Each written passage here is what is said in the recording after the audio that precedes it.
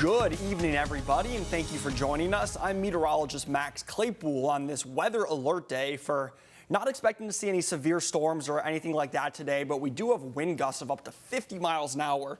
The strongest wind gust reported so far that I've seen is 52, and there are reports of numerous power outages as a result of that, and of course there is also a wind advisory that will turn into a wind chill advisory as we get late tonight and into tomorrow morning. Now, the reason for that wind chill advisory is these really cold temperatures on top of those strong winds.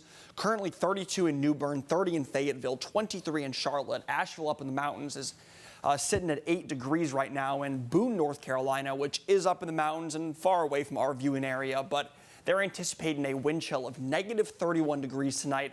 Other parts of the area that are in our viewing area to the east are expecting wind chills of about 0 degrees later tomorrow morning. So we'll talk about that full forecast later on. The longest running newscast in the east starts now. On your side, this is WNCT 9 News at 6. Thank you so much for joining us here at 6 this evening. I'm Angie Casada in studio. And I'm Ken Watlington, live tonight in Birmingham, Alabama. WNCT is the official television station of East Carolina Athletics. The East Carolina football team is now here in Birmingham, and so are we. We'll be here every step of the way as we get you set for the Birmingham Bowl coming up on Tuesday. Right now, we're just outside Protective Stadium, where the game will be played against Coastal Carolina next week. And just a few miles south of here, the Pirate football team is starting to settle in to the team hotel. Take a look at this. The scene just after 3 o'clock local time, a police escort for the ECU football team as they arrive at the hotel. Pirates took a charter flight out of Kinston this afternoon and are now setting up what will be home base for the next few days. We caught up with head coach Mike Houston as the team arrived. Well, just a lot of excitement. The kids were, really excited today just to finally get down here. We've had a really good week of practice, and so today's just travel day and get settled and get acclimated to the hotel and get ready for the weekend. Later tonight, the team heads over to a local comedy club to enjoy some laughs and let loose a little bit before getting back to work tomorrow. We'll have more on that on your news at 11. Back here live in Birmingham, where the big story today and for the weekend is the weather. It is cold. Temperature in the teens right now, the wind chill below 0, and it's going to get even colder throughout this weekend. And because of that, the Pirates are taking their practices indoors, and actually they're headed about an hour west tomorrow and Sunday for practice inside at the indoor facility at the University of Alabama. So it'll be a great opportunity for the Pirates players and the staff to see what life is like with the Crimson Tide and one of America's premier college football programs. Sports anchor Garrett Short is here as well. He'll have more on that coming up about 20 minutes in 9 on Your Side Sports. But for now, with the Pirates live in Birmingham, Alabama, Ken Watlington, 9 on Your Side. All right, Ken, stay warm. Thank you so much. We'll check in later. Well, the cold temperatures aren't the only thing we're feeling here in eastern North Carolina. We're also seeing strong winds, and that's knocking out power for thousands of you. In Craven County alone, there are nearly 2,000 without power right now. Martin and Washington counties are all each reporting over 1,000 outages. And as you can see, it's not just here in ENC. Nearly 100,000 people are without power across the state, but that number is going down. Duke Energy says they've had crews out all day working today to restore power, but it is possible that some could be without power into the weekend. You can check to see the latest power outage numbers by just going over to WNCT.com. We have links there to help you find out when power at your home will come back on.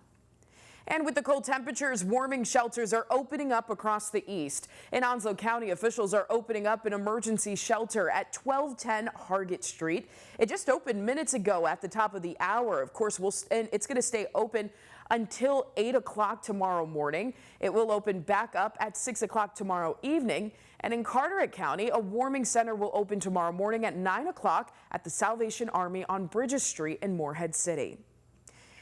And the cold winter weather is impacting holiday travel this weekend. As we take a live look at Raleigh-Durham International tonight, thousands are expected to fly in and out this weekend over there, but headaches are already in full gear. Over 40 outgoing flights have already been canceled throughout the day today. And for those flights not canceled, many travelers are already making plans to leave early to not miss their flight.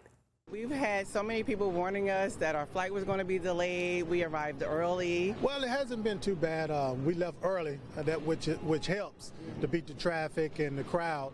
But as we went into economy parking, the lot is full. Wow, and as he mentioned, parking is filling up. Economy 3 is completely full. The Premier, Central, and Economy 4 lots are almost full. Remember, if you want to reserve a parking space, you need to book it at least 24 hours in advance. And let's take a look at the flight board at RDU. As of right now, there are several delayed flights, most of them going north towards heavier winter weather tonight. And of course, those canceled flights tonight continue to stack up.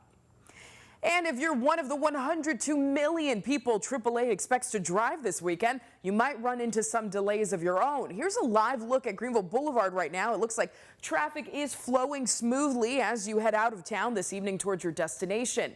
And to help you out with your holiday travel, the North Carolina Department of Transportation is ending all road work on major highways. The pause will go through Tuesday. Road work will also halt for the New Year's weekend, picking back up on the 3rd. And the pause in road work might be helping out in some areas across the state. Here's a look at current traffic flows across North Carolina. Most of the major interstates are showing green with a few slowdowns here and there. Now, if you're staying home this Christmas, you may be taking part into, some fun traditions. One family in the East has kept their tradition going for nearly 3 decades now with a huge light display. That at your sides, Erin Jenkins. She's joining us now with more about this tradition. And Erin, these lights are stunning. Angie, they really are beautiful here, and arguably Christmas lights is one of the best way to get into the holiday spirit. It sure has put me in that today. And now, just 2 days away from Christmas, the Hoggard family here in Windsor has you covered, and even on this cold and windy night. Glowing. I guess that would be the best way to probably describe it, and unbelievable. More than 500,000 lights and hundreds of handmade cutouts is certainly unbelievable, even in the daylight. But when the Hoggard brothers switch on the lights each night, well, you could say it is glowing. Even on the worst days, people come in and say, we had a terrible day until we rode through, and now we've been enriched because you have made our day. Making people's day for 27 years now, all starting with a tribute to daughter Carolyn, who passed away in a car accident. Everybody's worst nightmare comes true. You hope it don't never come true, but it did for us. She loved everything about Christmas, the lights and the presents and Santa, because she was only 16 when she passed away. I think she'd be proud, that she's still being remembered. Nearly 3 decades later, and the lights are a tradition for many in eastern North Carolina. They mentioned, about, hey, well, our children were here, and when they were small, and now our grandchildren are here. And around the world. We have actually had 22 different countries overseas. We basically can say sometimes we're worldwide. Now, with the help of the town of Windsor, they hope the Hoggard's legacy and traditions will live on for years to come. We're hoping that this, our tradition will keep on going, even though that, we might not be able to do it, but our names and everything will. The Hoggarts Wonderland Christmas lights. Maybe years when we're gone, I hope so. And I know some nights Carolyn's up there said, Daddy, I see you from heaven. I know what you're doing, and thank you, Daddy, because it looks so good. Now, if you want to come out tonight, the lights will be on until 9:30 here at 101 Dalton Drive in Windsor, but they're going to be open until New Year's Day, so you still have plenty of time to come out. We'll have those details on the schedule on our website at WNCT.com. It is free, but they are taking donations, but I can tell you it's something you don't want to miss here in Windsor. Live in Windsor, Erin Jenkins, 9 on your side. So amazing, Erin. Thank you so much. Well, the holiday season is also about helping those who are less fortunate. And today, the Joy Community Center and Soup Kitchen provided a warm Christmas meal to those who have nowhere to go. Now, on your side, Sarah Gray-Barr went out to the center to learn more about why they hosted this meal. She joins us now in our newsroom. Sarah Gray, what can you tell us? Angie, not everyone gets to spend Christmas with their friends and family. I spoke to folks at Joy Community Center and Soup Kitchen, and they said they hope this Christmas meal help people feel loved this holiday season. Organizers say they prepared to serve around 300 people. They said more than 100 showed up within the first hour. Tom Quigley is the Joy Soup Kitchen chairman. He says they want the folks they feed to feel like family at Joy. I just think everybody needs a good meal, and around Christmas season, you know, a lot of people, they get depressed and everything because they don't have a family to spend it with. So we're not open on the weekends, and we'll be closed Christmas Day. So we wanted to put out a Christmas meal to kind of put people in the spirit and come in and eat dinner with friends and family that they now consider family here at Joy. Quigley also wanted to thank volunteers from Pew's Tire and Service Center for helping with the meal, adding that the community came through to make this meal possible. The organization is always looking for more volunteers, and we'll have a link to volunteer information on our website at WNCT.com. In the newsroom, Sarah Graybar, 9 on your side. You. Still to come, still ahead on WNCT 9 News at 6. The holidays can be a stressful time for some of you. What doctors say you need to do to protect your mental health this holiday season. Well, it is windy and cold right now, but it is about to get really cold tomorrow morning. Wind chills are expected to be around 0. We'll talk about it after this.